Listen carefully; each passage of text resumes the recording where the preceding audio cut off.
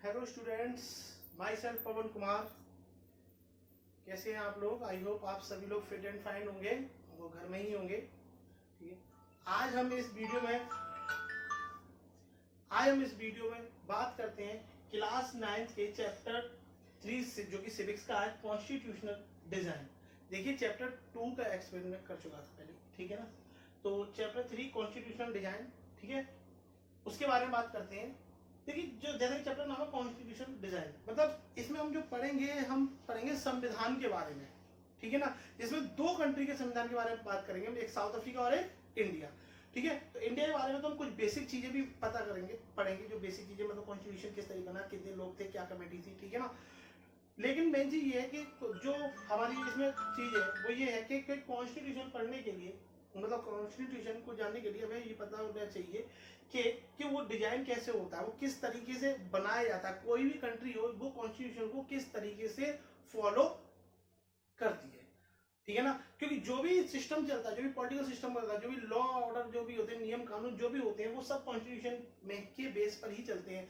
मतलब अगर किसी के खिलाफ कोई एक्शन लेना है और कहते हैं कि लॉ के ऑर्डर मतलब कानून के दायरे में रहकर ये काम करना है, तो कानून के दायरे में क्या काम है, वो सारी चीजें हम जो पता करते हैं इसी से ही के अकॉर्डिंग पता करते हैं, जो हमें कॉन्स्टिट्यूशन में होता है, ठीक है ना।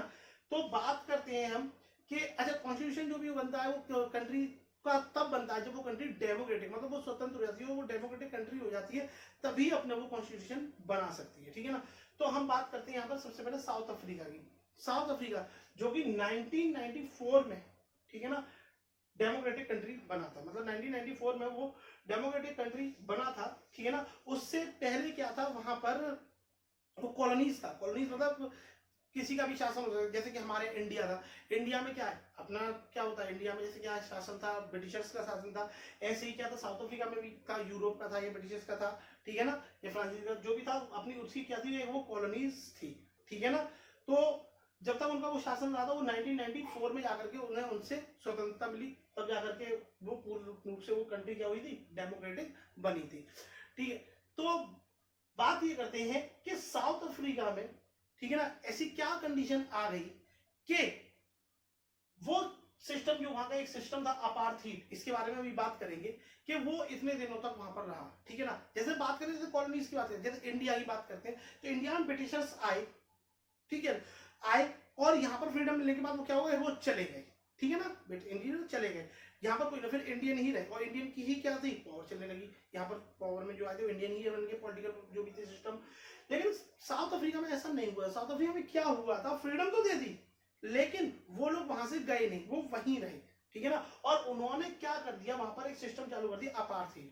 अपार्थीड सिस्टम जो होता है वो क्या होता है, जैसे अपने इंडिया में कास्ट सिस्टम होता है, कास्ट सिस्टम जाति के आधार पर भेदभाव होते जाते हैं, मतलब कोई अलग अलग जाति है या धर्म के आधार पर ये सिस्टम चलता है। वही वहां पर एक साउथ अफ्रीका में क्या अपार्थीड सिस्टम है। अपार्थीड सिस्टम में क्या होता है, लोगों को डिस्क्रिमिनेट किया जाता है कलर के अकॉर्डिंग, ब्लैक एंड व्हाइट या अदर कलर कोई भी जो, ठीक है ना। ब्लैक एंड व्हाइट के आधार पर वहां पे क्या कराया जाता है, अलग अलग कराया जाता है। तो वहां पर जो साउथ अफ्रीका में स्टार्टिंग हुई थी, अब हम यहाँ पर पढ़ते हैं इसके बारे में, स्ट्रगल अगेंस्ट अपार्थीड के बारे में, ठीक है ना। अपार्थीड समझा, अपार्थीड सिस्टम क्या है, ये कलर पे बेस है, ये याद रखना। तो जैसे अपार्थीड, इसमें क्या होता था कि जो वहां की जो पावर जो चल रही थी, यानी जो वहां का सिस्टम चला रहा था साउथ अफ्रीका का, जो भी पार्टी थी या जो भी पर्सन थे, उन्होंने क्या कर दिया था, एक भेदभाव कर दिया था, ब्लैक एंड व्हाइट, ठीक है ना। ब्लैक लोगों को बिल्कुल ही क्या कर दिया था, नेग्लेक्ट कर दिया था, कहीं पर उनको शामिल नहीं किया जा रहा था। चाहे वो क्रिकेट टीम हो, फुटबॉल टीम हो, या कोई ऑफिस हो, दफ्तर हो, कहीं भी हो, ब्लैक पर्सन जो लोग थे, ब्लैक जो लोग थे, उनको क्या कर रहे थे, आगे उन्हें बढ़ावा नहीं दिया जा रहा था। और व्हाइट पर्सन जो थे उन्हीं को ही आगे कराया जा रहा था। मुझे अच्छे से याद है, क्रिकेट टीम जो थी, ठीक है ना, साउथ अफ्रीका, तो उसमें भी क्या थे, सारे के सारे पहले व्हाइट ही थे, ब्लैक कोई भी नहीं था, ठीक है ना। तो फिर क्या हुआ, division of people based on colour black and white, जो आपको बताइए यहाँ पर कि जो वहां के जो पीपल को था वो क्या कर दिए, डिवाइड कर दिए गए थे। किस तरीके से डिवाइड कर दिए गए थे, ब्लैक एंड व्हाइट के लिए, अदर कलर के अकॉर्डिंग भी कर दिए गए थे। अच्छा, अब जब डिवाइड जब कर दिए गए तो क्या हुआ था, जो नॉन व्हाइट लोग होते थे, जो नॉन व्हाइट लोग जो होते थे, मतलब या ब्लैक हो या कोई भी हो, ठीक है ना, उनके साथ बहुत ही इंफीरियर ट्रीटमेंट किया। इंफीरियर ट्रीटमेंट का मतलब, जैसे अपने यहाँ इंडिया में जो पहले पहले, अब नहीं, पहले क्या होता था, जो शेड्यूल कास्ट के जो लोग होते थे उनको, उनके साथ बहुत ही क्या होता था, व्यवहार, इंफीरियर ट्रीटमेंट किया जाता, जिससे उन्हें कोई पढ़ने का अधिकार नहीं, या उनके खाने पीने का जो भी सिस्टम था उनका अलग होता था, उनकी मार्केट अलग होती थी, ठीक है ना, उनके लिए मॉल अलग है, उनके लिए पानी का कुआं जो होता था पीने का अलग होता था। बच्चा अगर कोई शेड्यूल कास्ट का आ गया पढ़ने, ठीक है ना, तो वो क्या होता था, क्लास में नहीं बैठता था, बाहर बैठ के पढ़ता था, उसका बर्तन अलग होता था, उसके साथ कोई बात नहीं कर सकता था, उससे कोई टच नहीं हो सकता था। वही सिस्टम यहाँ पर भी हो रहा था, वही उसी तरीके से सिस्टम यहाँ कर रहे थे कि नॉन वाइट जो पर्सन थे उनके साथ बहुत ही इंफीरियर ट्रीटमेंट हो रहा था, और उन्हें कोई भी वोटिंग करने का भी अधिकार नहीं था, मतलब वो वोट भी नहीं डाल सकते थे। ये भी नहीं कि वो अपनी पसंद से वोट डाल दें, मतलब किसी को वोट डालें और अपने सेलेक्ट, मतलब जो पर्सन को चाह रहे हैं कि पावर में आए उसको वो वोट डालें, वोट दे सकें। तो वोट देना तो बहुत दूर की बात है, मतलब पसंद करना बहुत दूर की बात है, उन्हें वोटिंग डालने का कोई अधिकार ही नहीं दिया, ठीक है ना। 1950 से क्या हुआ कि जो ब्लैक कलर पीपल थे और जो इंडियंस, कुछ लोग इंडियन भी थे, मतलब ब्लैक जो थे पर्सन वहां के, और कुछ अलग कलर की, मैं देखो ब्लैक और व्हाइट की ही यूज नहीं कर रहा हूँ, मैं कलर भी यूज कर रहा हूँ, मतलब कुछ अलग कलर भी हो जाता है, थोड़ा सांवला वगैरह वो भी, और कुछ इंडियन जो लोग भी थे, उन्होंने क्या किया 1950 से इस अपार्थाइड सिस्टम के खिलाफ आवाज उठाना शुरू करी थी, ठीक है ना। साउथ अफ्रीका की बात चल रही है 1950 से, देखो बात समझो, 1950 और कब हुआ डेमोक्रेट 1994, तो कितना उनको स्ट्रगल करना पड़ा, ठीक है ना, 50 से लेकर के 1994 तक, यानी लगभग 44 इयर्स, ठीक है ना। तो क्या हुआ कि वो अपार्थाइड सिस्टम के खिलाफ क्या करने लगे, एक लड़ने लगे। लड़ने का मतलब क्या हुआ, उसका विरोध करने लगे, हर तरीके से विरोध करने, हड़ताल करने लगे, या कहीं पर लाठीचार्ज होने लगे, मारपीट होने लगी, या जुलूस निकालने लगे, ये सारी चीजें मतलब वो करने लगे, कुल मिला के अगेंस्ट जाना, उस सिस्टम के अगेंस्ट हो गए वो, ठीक है ना। अच्छा, इस जो ये सिस्टम जो था, ठीक है ना, इस पूरे सिस्टम में सबसे ज्यादा जो भेदभाव होता था, डिस्क्रिमिनेट होता था, वो ब्लैक पर्सन के लोगों के साथ होता था। उनके लिए क्या होता था, जैसे मैंने बताया कि उनके लिए मॉल अलग है, मॉल तो खैर मैंने नाम ले दिया, मॉल तो तब है ही नहीं, सिस्टम नहीं था, उनके लिए उनकी मार्केट अलग, ठीक है, खाने पीने का सिस्टम उनका अलग, स्कूल अलग, ठीक है ना। व्हाइट पर्सन के लोगों के अच्छे अच्छे पढ़ रहे हैं, यूनिवर्सिटी पर हैं, स्कूल है, फैसिलिटी ज्यादा है, और ब्लैक पर्सन के लिए इतनी सुविधाएं वहां पर कुछ भी नहीं है, ठीक है। तो इस सब में जो सबसे ज्यादा जो पिच रहे थे, वो सबसे ज्यादा परेशानी किसको हो रही थी, ब्लैक, ठीक है ना, ब्लैक पर्सन के लोगों को। तो उसके बाद क्या हुआ 1964 में, क्या हुआ, एक अफ्रीकन नेशनल कांग्रेस की एक स्थापना हुई, ठीक है ना।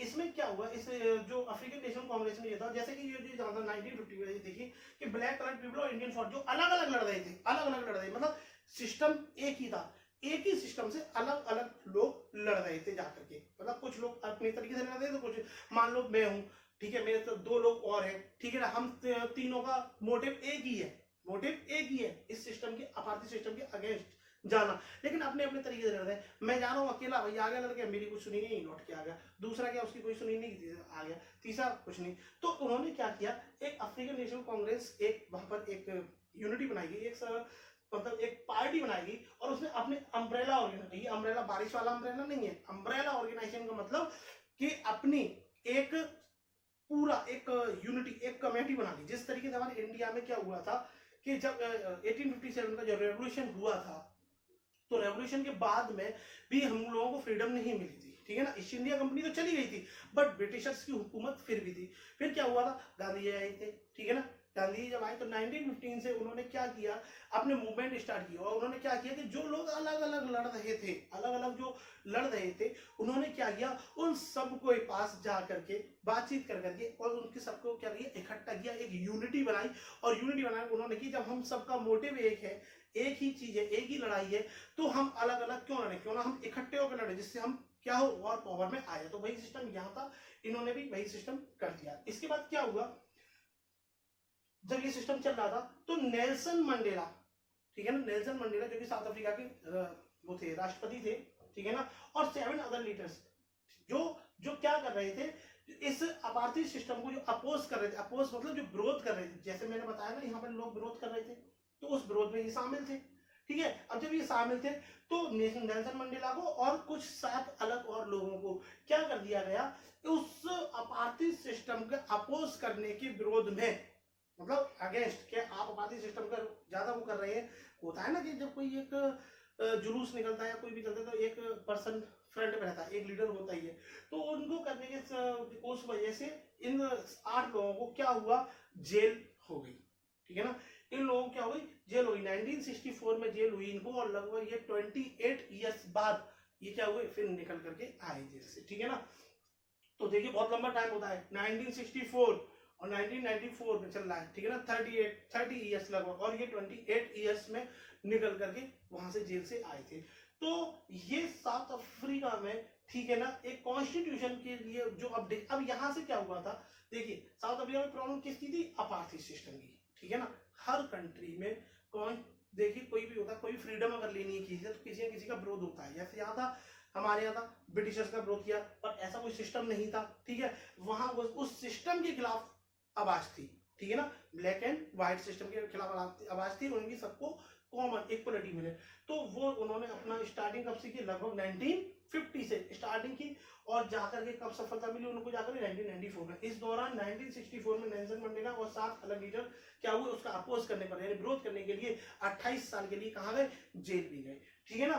चलिए अब इससे आगे बढ़ते हैं कि साउथ अफ्रीका में कॉन्स्टिट्यूशन डिजाइन किस तरीके से हुआ, क्या हुआ, वो बात करते हैं, ठीक है।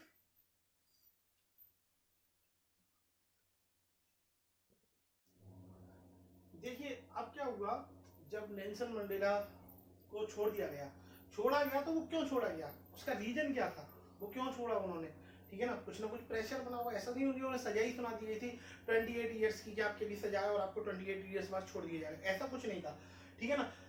देखिए जैसे मैंने कहना है, टुवर्ड्स ए न्यू कॉन्स्टिट्यूशन, मतलब जो नया कॉन्स्टिट्यूशन बना है कॉन्स्टिट्यूशन, उसकी तरफ बढ़ते हैं कि क्या है, due to protest struggle white regime change its policies. मतलब क्या हुआ, जो विरोध चल रहा था अपार्थाइड सिस्टम के विरोध, मतलब खिलाफ में जो चल रहा था, कि ब्लैक पर्सन जो इतना बुरी जो विरोध कर रहे थे, है ना, 1950 से लगभग स्ट्रगल स्टार्ट हो गया था। तो अकेले ये नहीं कि वो ब्लैक पर्सन ही कर रहे, जिस तरीके से हर व्यक्ति क्या होता है, मतलब खराब नहीं होता, उसी तरीके से क्या था कि साउथ अफ्रीका में भी क्या था, हर एक जो व्हाइट पर्सन जो थे वो खराब नहीं थे। अच्छा उन्होंने क्या किया था, कई कंट्रीज जो थी वो बोलती थी कि अरे भाई ये आपका यहाँ सिस्टम बहुत गलत चल रहा है, आप जो डिस्क्रिमिनेट कर रहे हैं, इस तरीके से भेदभाव कर रहे हैं ब्लैक और व्हाइट के लिए, ये बहुत गलत है। मतलब कई कंट्री देखा जाए तो एक तरीके से उनको काफी कुछ उल्टा सीधा बोलते थे, बहुत गलत बोलते थे, बट उन्होंने किसी की नहीं सुनी, उन्होंने अपना सिस्टम, अपार्थाइड सिस्टम जारी रखा, ठीक है ना। अब जब उन्होंने अपार्थाइड सिस्टम जारी रखा, तो सीधी सी बात है, कोई कंट्री किसी की नहीं सुनी, तो वहां पे भेदभाव क्या होता है, वहां पे क्या होता है, विवाद और ज्यादा क्या होता है, बढ़ने लगता है, बहुत ज्यादा बढ़ने लगता है, एक पागलपन सवार हो जाता है। वही यहाँ हुआ था, साउथ अफ्रीका में भी वही चीज हुई थी, 1950 से वही चीज स्टार्ट हुई। तो क्या हुआ कि जब बन गई थी एक अफ्रीकन नेशनल कांग्रेस, एक कमेटी बन गई थी, ठीक है ना, तो वहां पर उसमें कुछ व्हाइट पर्सन भी थे, इंक्लूड थे, जो उनको सपोर्ट कर रहे थे, ब्लैक पर्सन को सपोर्ट कर रहे थे, और वो विवाद इतना ज्यादा बढ़ गया आगे चल करके, इतना ज्यादा बढ़ गया कि 28 ईयर्स बाद उनको क्या करना पड़ा, नेल्सन मंडेला को जेल से छोड़ना पड़ा, ठीक है ना। और जो उस स्ट्रगल वगैरह को देख करके वहां के जो व्हाइट पर्सन जो थे, उन्होंने क्या किया, अपनी पॉलिसी को चेंज कर दी। उन्होंने सोचा कि अब भाई अब गुजारा नहीं है, अब क्या है, अब हमको अपना सिस्टम बदलना पड़ेगा, ठीक है ना। अब ऐसा कुछ भी नहीं हो सकता कि जिससे हम ये वाला सिस्टम लगातार जारी रखें, ठीक है ना। तो क्या हुआ उसके बाद में, at the midnight of 26 April 1994 democracy was adopted, ठीक है ना। साउथ अफ्रीका में क्या हुआ, रात को मिडनाइट, रात के 26 अप्रैल रात 12 1994 से क्या हुआ, वो डेमोक्रेसी ला दी गई, यानी कि उस कंट्री में डेमोक्रेटिक घोषित कर दिया गया, ठीक है। अब इसके बाद क्या हुआ, after 2 years new constitution adopted which give extensive rights to its citizens, ठीक है। लगभग 2 साल बाद क्या हुआ था, वहां पर एक न्यू कॉन्स्टिट्यूशन को एक एडॉप्ट किया गया था, ठीक है, जो वहां के सिटीजन्स को क्या करते थे, एक्सपेंसिव राइट्स मतलब जो उनके कुछ सामान्य जनरल जो अधिकार होते हैं, वो हर कॉन्स्टिट्यूशन में होते हैं। हर कॉन्स्टिट्यूशन में क्या होता है कि जो लोग होते हैं उनके खुद के अधिकार होते हैं, ठीक है ना। चाहे गवर्नमेंट किसी भी पार्टी की है, किसी भी पार्टी की गवर्नमेंट आया, बट उनके कानूनी अधिकार होते हैं, राइट टू इक्वलिटी है, राइट टू फ्रीडम है, राइट टू एजुकेशन, मतलब एजुकेशन की वजह से कुछ भी, मतलब जो कुछ राइट्स होते हैं वो होते, बेसिक राइट्स होते हैं, ठीक है, वो हर कॉन्स्टिट्यूशन में ही आपको मिलेंगे। अब वो बात ये आ रही थी कि भाई जैसे कि ब्लैक और व्हाइट में विवाद चल रहा था अपार्थाइड सिस्टम, अब डेमोक्रेटिक कंट्री हो गई, अब व्हाइट पर्सन को अपने आप में ये डर लगने लगा, क्या डर लगने लगा, कि उनको ये डर लगने लगा कि जो व्यवहार हमने ब्लैक पर्सन के साथ किया है, ठीक है ना, अब तो डेमोक्रेटिक कंट्री हो गई, उनकी चलेगी, तो क्या वही व्यवहार वो हमारे साथ करेंगे, क्या जिस तरीके से हमने उनको परेशान किया था वो भी हमें परेशान करेंगे? क्या वो इन ब्लैक लोग जो थे हमारे कंट्री में जो थे साउथ अफ्रीका में, उन पर बिलीव कर सकते हैं? जिस तरीके से ब्लैक पर्सन को क्या था, व्हाइट पर्सन पे बिलीव नहीं जाता, तो क्या वो बिलीव कर सकते हैं? तो इनको बीच में ट्रस्ट लाने के लिए, ट्रस्ट उत्पन्न करने के लिए कि भाई अब तो मामला कुछ ऐसा किया जाए कि बातचीत करके सॉल्व हो जाए, ठीक है ना। लड़ाई झगड़े बहुत हो गए, अब बातचीत से मामला हल किया जाए, और हर एक जगह यही होता है, ठीक है ना। पहले बातचीत होती है, बातचीत से मामला सॉल्व नहीं होता, फिर लड़ाई झगड़े होते हैं, फिर बाद में फिर बातचीत ही होती है। मतलब सॉल्यूशन जो निकलता है वो बातचीत करके ही निकलता है, ठीक है ना। इसीलिए गांधी जी हमेशा क्या करते थे, अहिंसा के पुजारी थे। वो कहते थे कि किसी भी समस्या का समाधान जरूरी नहीं कि लड़कर ही हो, ठीक है ना, उसे बातचीत करके भी समाधान निकाला जा सकता है। तो यहाँ भी क्या था, पहले बातचीत हुई, फिर लड़ाई झगड़े हुए, फिर बातचीत हुई, ठीक है ना। लेकिन अब व्हाइट पर्सन क्या थे, डर रहे थे, तो उनके बीच में ट्रस्ट स्थापित करने के लिए ही न्यू कॉन्स्टिट्यूशन का निर्माण किया गया, ठीक है ना। और इसीलिए यही एक जरूरी चीज होती है कि हमें एक कॉन्स्टिट्यूशन की जो बहुत आवश्यकता होती है वो क्यों होती है? जेंडर से डिग्री और ट्रस्ट एंड कोऑर्डिनेशन। मतलब क्या है, ये क्या करते हैं कि लोगों के बीच में और गवर्नमेंट के बीच में, ठीक है, एक ट्रस्ट यानी एक विश्वास लाते हैं कि हाँ भाई इस कानून के तहत हम यही काम करेंगे, इसके अलावा हम नहीं कर सकते, ठीक है ना। मतलब हाँ विश्वास करना पड़ता है, कॉन्स्टिट्यूशन एक इसलिए हमारे लिए आवश्यक है, ठीक है। कॉन्स्टिट्यूशन क्या होता है, ये डिसाइड करता है, कॉन्स्टिट्यूशन के रूल्स के अकॉर्डिंग ये डिसाइड किया जाता है कि कौन प्राइम मिनिस्टर बनेगा, कौन प्रेसिडेंट बनेगा, कौन चीफ मिनिस्टर बनेगा, ये भी कॉन्स्टिट्यूशन ही डिसाइड करता है। अब कॉन्स्टिट्यूशन डिसाइड करना ये नहीं करता कॉन्स्टिट्यूशन डिसाइड कि भाई इसको बना दो, ऐसा नहीं लिखा हुआ है, बट कॉन्स्टिट्यूशन में रूल लिखे गए, नियम लिखे गए कि इन नियमों के तहत ही प्राइम मिनिस्टर बनेगा कोई। तो जैसे प्राइम मिनिस्टर कौन बनता है कि जिस पार्टी की पूरी कंट्री में सबसे ज्यादा सीटें होती हैं उसमें से एक एमपी को क्या बनाया जाता है, प्राइम मिनिस्टर बनाया जाता है, ठीक है। ये कॉन्स्टिट्यूशन का रूल है कि जो जिस पार्टी के सबसे ज्यादा एमपी विनर होके आए हैं पूरी कंट्री से, ठीक है ना, उसी पार्टी के किसी एक एमपी को प्राइम मिनिस्टर बनाया जाए। अब वो उस पार्टी का जो प्रेसिडेंट है वो उसकी मर्जी रहेगी कि किसको बनाया जाए और जनता के द्वारा किसे चुना जाए, ठीक है ना। तो इसका पावर ऑफ गवर्नमेंट, ठीक है। अब प्राइम मिनिस्टर बन गए या चीफ प्रेसिडेंट बन गए तो इसका मतलब ये नहीं है कि सारी पावर उनके हाथ में आ गई, ठीक है ना। उनको किस पावर के दायरे में रह करके काम करना है, ये सारी चीजें भी क्या है, कॉन्स्टिट्यूशन ही बताता है। बेसिक राइट्स टू सिटीजन्स, ठीक है ना, जैसे कि मैंने भी यहाँ बताया था, राइट्स टू इट्स सिटीजन, जो एक्सपेंसिव राइट्स होते हैं, कुछ बेसिक राइट्स होते हैं जो कॉन्स्टिट्यूशन क्या करता है, उस कंट्री के लोगों को देता है, ठीक है ना। चाहे वो पावर किसी की भी हो, मतलब किसी की भी गवर्नमेंट हो, ठीक है ना, आपके राइट्स जो है वो हमें मिलने हैं, ठीक है। कॉन्स्टिट्यूशन अब देखा जाए तो क्या है, constitution is a set of rule which road by citizens. मतलब ये कॉन्स्टिट्यूशन क्या है, एक रूल है, उसमें नियम लिखे हैं सारे, कुछ भी नहीं है उसमें, नियम ही नियम है, पूरे एक रूल का एक सेट है जो लोगों के द्वारा लिखा गया। अब लोगों के द्वारा क्या क्यों कैसे लिखा गया, क्या ये नहीं है मैं गया भाई मैंने अपना विचार दिया और लिख आया, ऐसा नहीं है। उसमें क्या था कि जो कॉन्स्टिट्यूशन असेंबली जो होती है, एक चयनित की जाती है कॉन्स्टिट्यूशन असेंबली, ठीक है ना। किसी भी कंट्री का जब कॉन्स्टिट्यूशन लिखा जाता है तो एक कॉन्स्टिट्यूशन असेंबली एक चयनित की जाती है जो लोगों के द्वारा चुनी जाती है, ठीक है ना, लोगों के द्वारा चुनी जाती है, और वो कॉन्स्टिट्यूशन असेंबली मिल करके एक कॉन्स्टिट्यूशन को लिखती है, ठीक है ना। हर कंट्री में यही होता है, इसी तरीके से ही होता है।